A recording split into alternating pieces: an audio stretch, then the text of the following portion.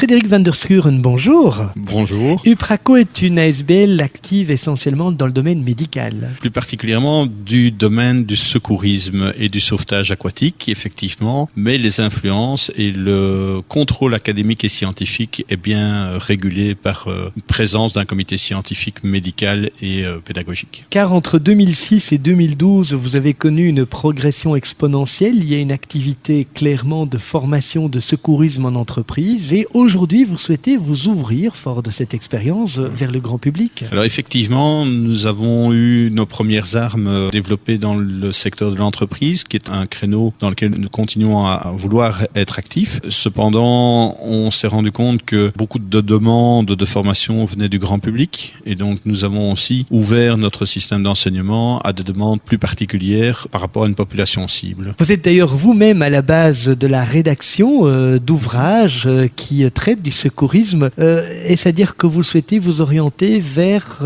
des centres qui forment au secourisme? Oui et non. C'est-à-dire que nous souhaitons d'une part pouvoir offrir nos services immédiatement aux entreprises puisqu'elles sont concernées par un arrêté royal de décembre 2010 relatif strictement au premier secours en entreprise et au recyclage. D'autre part, nous souhaitons utiliser ce même support pour des risques et des activités qui sont un peu plus éloignées que ce que l'on connaît en entreprise. Ça peut être le domaine sportif, le domaine scolaire ou voire le domaine domestique, tout à fait, sans aucun problème. C'est en fait les mêmes gestes de premiers soins à poser, peu importe l'origine du problème en fait. Au-delà de ces deux domaines de l'entreprise, mais aussi de l'aspect domestique ou même de groupe, vous souhaitez aussi de plus en plus vous orienter vers ce qu'on appelle des prescripteurs de formation. Voilà, et c'est la deuxième partie effectivement de votre question tout à l'heure, c'est que nous souhaitons en fait dynamiser notre développement en s'adressant aussi à ce qu'on va appeler des partenaires qui seraient prescripteurs de formation de secourisme au sein de leurs propres clients, au même titre que nous serions prêts dans le cadre de ce partenariat à offrir des avantages à ces clients qui nous seraient envoyés en complément du service qu'ils recevraient en prime intention de la société qui les envoie. Les supports que vous rédigez